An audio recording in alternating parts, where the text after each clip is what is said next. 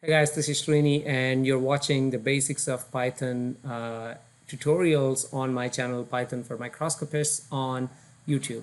And again, these videos are intended for students, researchers, or anyone who's interested in image processing using Python, but again, with a basic user, basic programmer, or basic developer in mind. Now, until now, we've talked about the core functionality of Python, including variables, functions, classes, but we haven't talked much about images, and let's do that today. And as I mentioned in one of the previous videos, dedicated towards digital images, an image is nothing but an array of numbers or pixels, and each pixel is nothing but a number. So in summary, an image is a numpy array. And for color images, at each pixel, the values are red, green, and blue. So this is how the pixel values are defined. And in fact, when it comes to Python, you can think of these as 4 values, red, green, blue, and another one called alpha that defines the transparency of your image. How transparent is your color at that or the pixel at that location. And we understand that typically if you worked with Microsoft PowerPoint, for example, and you change the font colors, and you probably have drawn like a few boxes and then filled it with color. And when you select that color, if you select one of the preset colors, you may not have realized this, but if you expanded that and if you have gone into selecting your own color, you probably define color in RGB. Let me actually open Microsoft Paint so I can describe exactly what we are talking about. So I believe Paint has very similar tools. So when you actually select red here, presets, what does that mean? If I click on Edit Colors, you can see I can define colors by changing red or green or blue. If I put my green and blue to zeros and then type 255 here, this is nothing but pure red. If I put 255 for green, this is equal mixture of red and green, so it's going to give me yellow in this case. Now the colors can also be defined in hue, saturation, luminance, color space. So not just in RGB space, but then it's very difficult for us to think in a hue, saturation, and luminance color space. That's why we tend to use RGB. But there are reasons why you need to switch from one space to the other, and you can do that in Python pretty easily. So this is the basic of exactly a digital image, and let me open an image, and this is the same image I've been using, and a bunch of cells. And when I put my cursor, you can see the RGB values up here on the bar down there. It actually says right now the red color is 253, green is 72, and blue is 87. And at the dark pixel, almost all zeros. So this is a color image, and this is again nothing but a numpy array, a whole bunch of numbers. Yeah. So let's open this image in Python, and my next tutorial is going to be about opening opening images in Python using various libraries. So I'm not going to focus on how to open these images. I'm going to use a library called scikit-image, and within that I'm going to use a function called IO, and I'm going to define a variable myImage, which is nothing but io.imRead, and my image is within a subfolder called images, and it's called test_image.jpg. So this is how I'm actually reading my image. And now let's actually print the image. I'm not going to show the image. Let's just print it out. What does that mean? Yeah, well, again, let's fix this error there, and let's go ahead and print my image. So when I print this, it should print the numpy array. Again, up here in the variable explorer, you can see that this is a uint8 type of image, which stands for unsigned integer 8-bit. What does 8-bit mean? If you look at 2 to the power of 8, it's 256. So the numbers in this image go from 0 to 255. This is nothing but when we looked at Microsoft Paint, or ImageJ, the pixel values, they go from 0 to 255 for red, 0 to 255 for green, and same for the blue. So unsigned integer means the values go from 0 to 255, and the dimensions of this image are 513 by 639 by 3, and the 3 stands for red, green, and blue. And if I scroll up here, you should see that the first 0, 0 pixel, top left corner, that's where the image starts. That's where my 0, 0, 0 is. So that pixel has a value of 12, 54, and 92 for RGB. In fact, we can find that out from our image J here.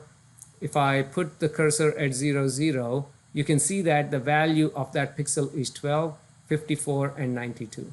Yeah. So when I open this image in Python, this is no different than opening it in image J. This is exactly the same image. Now I can change the values, because this is a numpy array, I can change these values. So just to reinforce the fact that this is a numpy array, let me go ahead and create a artificial image and fill the pixel values with some random numbers. Okay. For that, I'm going to use, because it's a numpy array, I'm going to use numpy. So I'm going to import numpy as np, which is our convention right here. And let's just call something random image, and this is equal to np dot random, and the dimensions, we can make it 500 by 500. If I actually, before printing, let's go ahead and show this. To show images, we'll use from matplotlib import pyplot as plt. You have to memorize this statement. This is, if you even look anywhere online, this is exactly what most people use as convention, because it's very easy to type now plt.imshow. And what do we want to show? Random underscore image. So when I do that, you should see random underscore image, random. So make sure you type it the right way. And here is the random image. Nothing but noise, and this is just a numpy array. In fact, if I print it out, just like we printed the previous my image, let's print random underscore image. Now let's see what type of image this is. Obviously, we know right away that this is not an unsigned integer. This is a floating point 64 image. So when I print it out, you should see the values are between 0 and 1. Yeah, they're all between 0 and 1, which is nothing but a floating point number. In fact, instead of printing out the random image, let's actually do print out random image dot min, which prints out the minimum value. Remember, when we talked about numpy arrays, you can find out the minimum values in the array and the maximum values just by using this min and max command. So let's do random underscore image dot max. Okay. So when I print this out, now you should see the minimum value seems to be 10 to the minus 6. Maximum is 0.999. So this is nothing but 0, practically 0 and 1. If you do the same for this other image, like my image, let's not print the image. Let's just print these values. Instead of random image, let's just do my image here. My image, and when we print the minimum and maximum values, so 0 and 255 for my image, and about 0 and 1 for this other image. And by the way, we can actually convert these from one type to the other. So I can actually convert this integer image into a floating point image. And for that, I can actually do. I was thinking whether I should do it now, but why not? So I think from sk image, we can import a function called image as float. Okay, this one converts these images. So when I come down and let's now say my float image, equals to, I'm just converting this image into floating point. It's as simple as, since we are already importing it, image as float, and I want to convert my underscore image. Okay, so this should work. My float image is this, and now let's actually print minimum and maximum for my float image. My float image, and let's not look at this random image anymore. Let's comment that part out, and when I run this, you should see that for the first one, for my image, the minimum and maximum is 0 and 255. For this new, the same image, which is which I'm printing out again, I mean, which I converted to float, the new values are 0 and 1. In fact, you can, why not go ahead and look at this image? So let's, to make sure they look exactly the same, I am show, let's call this my image, and let's also I am show, and this one should be my underscore float image. Okay, so let's go ahead and show these two images, and am I not showing my image and my float image? Let's comment. Actually, I know what's going on here. Let's not get into that. Let's comment and print this out first, and this is my image, right? And then let's comment this and show the other one. Yeah, it looks exactly the same. Well, I could have actually opened two different windows and all that, but let's not worry about it yet.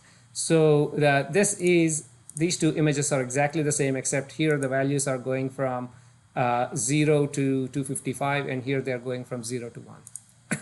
Okay, so this is a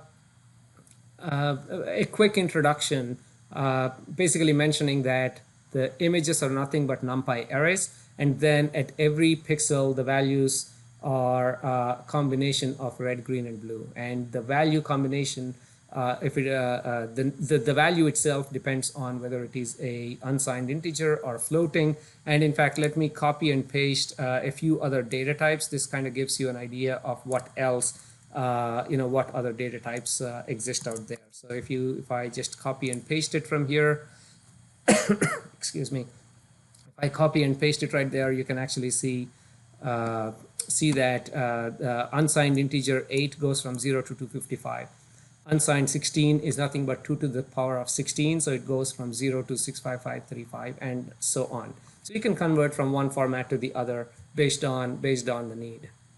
Obviously, the information that's contained in 16-bit is pretty high. So if you convert it down, if you downscale it to an 8-bit, then you will be losing some information if information is stored within those pixels. So you need to be careful when you're changing the file types. The data types.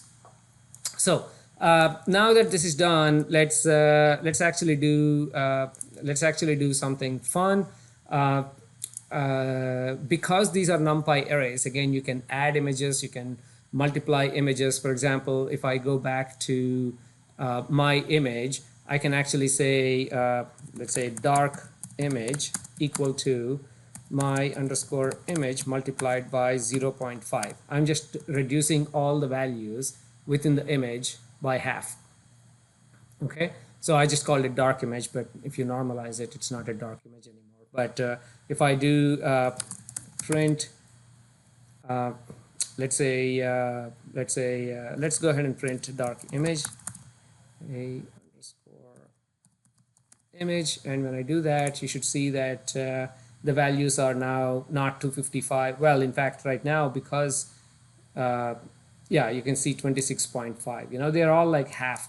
In fact, if you do dark image, we know the minimum is 0, so let's just do dark image dot max, and let's just print the maximum value here, and it is 127.5 instead of 255. Okay, half of 255. So you can do math, you can import a different image, which is another numpy array, and you can actually add that image to this existing image. So you can do all types of math. Uh, a way of simulating that is let's actually create a numpy array that actually has all zero values.